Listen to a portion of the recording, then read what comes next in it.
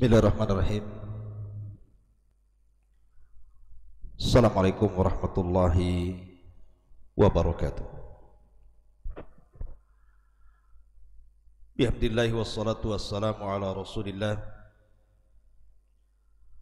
wa ala alihi wa sahbihi wa mawalah wa la hawla wa la quwata illa billahi wa ba'du. Faqala Allahu azza wa jalla ya ayyuhalladzina amanu taqullaha haqqa tuqatih wa la tamutunna illa wa antum muslimun. Ma'asyiral muslimin yang dimuliakan Allah Subhanahu wa taala, alhamdulillah di malam hari ini kita bisa duduk bermuajahah walaupun lewat media, dan materi di malam hari ini kita akan menguak sebuah makna dari potongan-potongan huruf hijaiyah di permulaan Al-Quran. Ketika kita membaca Al-Quran, terkadang ada beberapa surat dalam Al-Quran itu dimulai dengan potongan-potongan huruf hijaiyah. Contohnya saja surah Al-Baqarah dimulai dengan kalimat alif lam mim. Kemudian surah Al-Imran juga alif lam mim ra. Kemudian juga surat Qaf qaf, surah Nun nun, atau surah Maryam kaf ha ya ain sad, dan banyak lagi dalam Al-Quran. Lalu apa maknanya? Apa makna alif lam mim itu? Ma'asyiral muslimin yang dimuliakan Allah Subhanahu wa taala, saya akan menukilkan beberapa pendapat para ulama. Namun sebelum itu, bahwa sebuah makna dalam lafaz Al-Qur'anul Karim itu terbagi menjadi 4 kategori. Ada yang tahu maknanya dan itu hanya Allah Subhanahu wa taala saja. Seperti apabila kita bicara tentang nama-nama dan sifat bagi Allah Subhanahu wa taala, tidak ada yang tahu kecuali Allah. Seperti Allah Subhanahu wa taala berfirman, Ar-Rahman 'alal arsy istawa, bahwa Ar-Rahman berada di atas arasy-Nya. Dan juga waja'a rabbuka wal malaku saffan saffa, dan Allah Subhanahu wa taala datang sementara malaikat berbaris bersaf-saf. Bagaimana istiwanya, bagaimana datangnya Allah Azza wa Jalla, tidak ada yang tahu kecuali Allah. Laisa kamitslihi syai'un wa huwa samiul basir. Allah tidak sama dengan makhluknya. Yang kedua, tidak ada yang mengetahui kecuali Nabi sallallahu alaihi wasallam. Tentu karena Allah Subhanahu wa taala menghabarkan. Seperti umpamanya Al-Qur'an menceritakan tentang hal ihwal, apa yang akan terjadi pada hari kiamat. Maka Nabi sallallahu alaihi wasallam diberitahu ilmunya oleh Allah Azza wa Jalla, dan hanya para nabi yang tahu. Tapi ada juga yang ketiga, maknanya diketahui orang Arab saja. Orang yang tidak pandai bahasa Arab tidak paham maknanya. Seperti di zaman salaf dulu, ada seorang qurra, seorang ahli baca Quran, pakar baca Quran, salah baca ayat. Jadi dia membaca begini, as-sariqu was-sariqatu faqta'u aydiyahuma jazaa'an bima kasaba nakala minallah wallahu ghafurur rahim. Kata Arab Badui mengatakan, hadza laisa minal Qur'an, ayat yang kau baca itu bukan bagian dari Al-Quran. Maka seorang ulama qurra ini mengatakan tidak, bahkan ini ada dalam Quran. Kata Arab Badui itu tidak ada dalam Quran. Akhirnya kemudian ulama qurra, ulama ahli qiraah ini akhirnya mengecek kembali, rupanya apa yang dikatakan Arab Badui itu betul, dan mengatakan sadaqta, benar kau.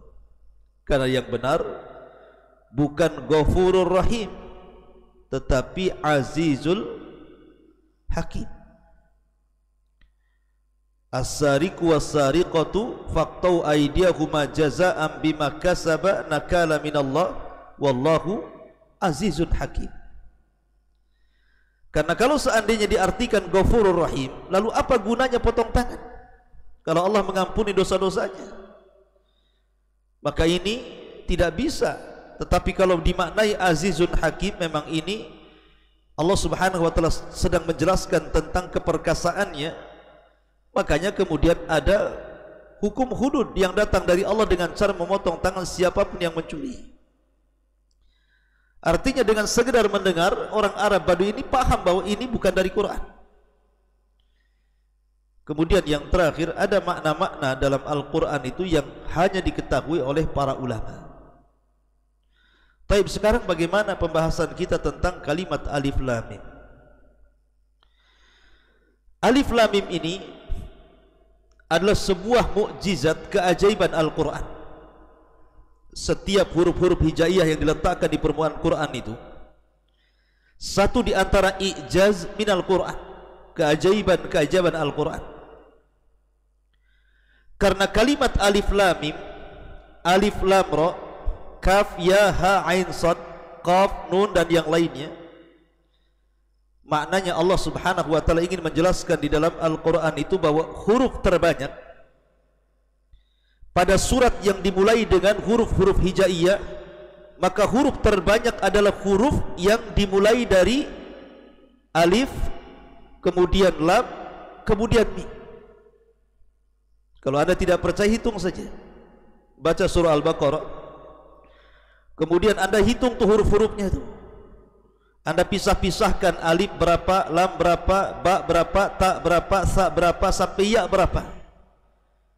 Nanti Anda akan dapati bahwa dalam surah Al-Baqarah huruf terbanyak itu kalimat ataupun huruf alif, kemudian huruf lam, kemudian huruf mim.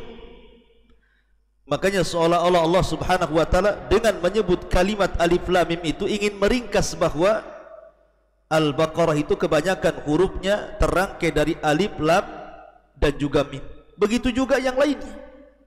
Makanya dalam surah Maryam, maka huruf terbanyak adalah kaf, kemudian ha, kemudian ain, kemudian sad.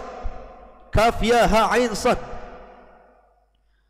Ataupun dalam surah Nun, ketika Allah mengatakan nun wal qalami wa ma yasturun, berarti huruf nun itu huruf terbanyak dalam surah Nun. Ataupun qaf wal Qur'anul Majid, berarti huruf qaf itu huruf terbanyak dalam surah Qaf. Ini satu pendapat. Pendapat yang kedua, bahwa huruf hijaiyah yang terpotong-potong dalam permulaan surat itu, Alif Lam Mim, Alif Lam Ra dan begitu seterusnya, itu maknanya adalah ingin menunjukkan tentang Ismullah wa Ismu Rasulihi, tentang nama Allah dan nama Rasulnya. Contoh Alif Lam Mim. Maka Alif Lam Mim, alif dan lam itu artinya Allah, dan mim itu artinya Muhammad. Tapi kalau Alif Lam Mim Ra, maka Alif Lam itu Allah, mim adalah Muhammad, Ra itu Rasul, dan begitu seterusnya. Ini satu pendapat yang kedua. Pendapat yang ketiga, bahwa itu menunjukkan nama Allah saja, tidak ada nama Rasul di situ.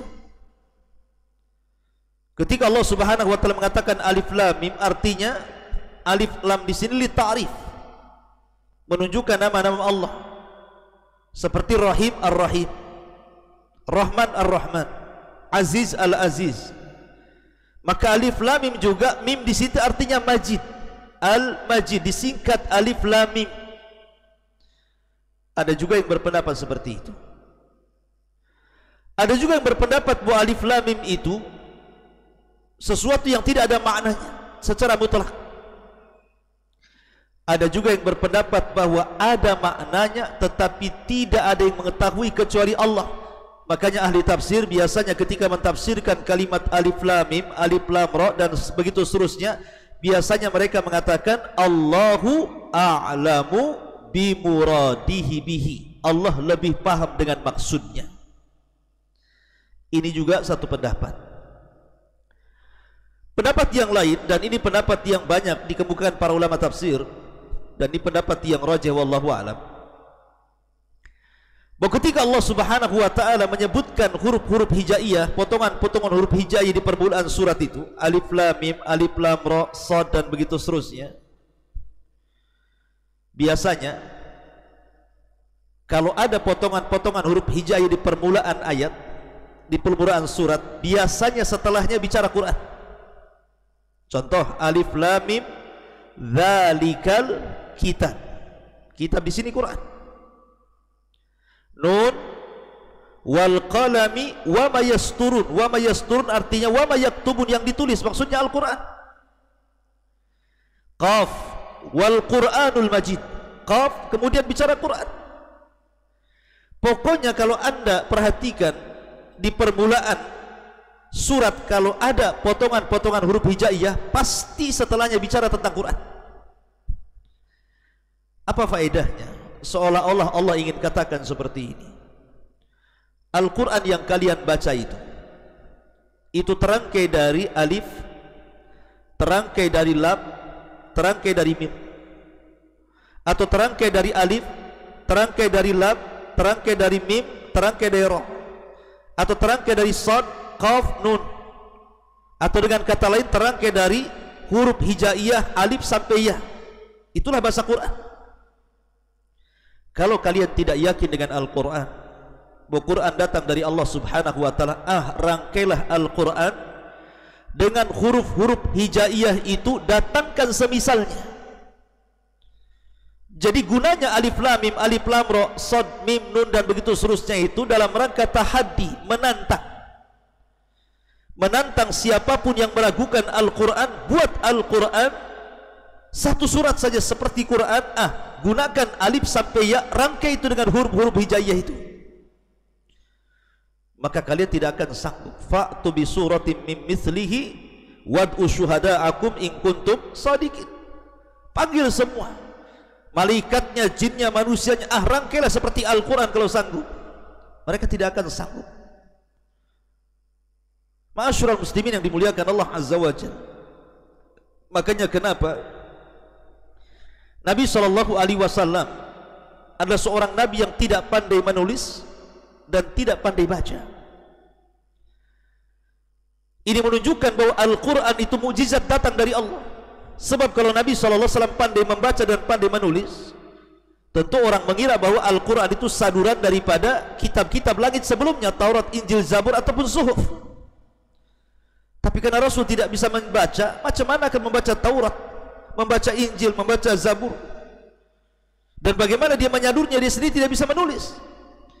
Berarti Al-Quran itu memang wahyu dari Allah Azza wa Jal. Buktinya, kalau seandainya Allah tantang kalian, nih ada huruf hijaiyah dari alif sampai ya, rangkailah dengan huruf-huruf hijaiyah ini semisal Quran, atau satu ayat saja atau satu surat, kalian tidak sanggup.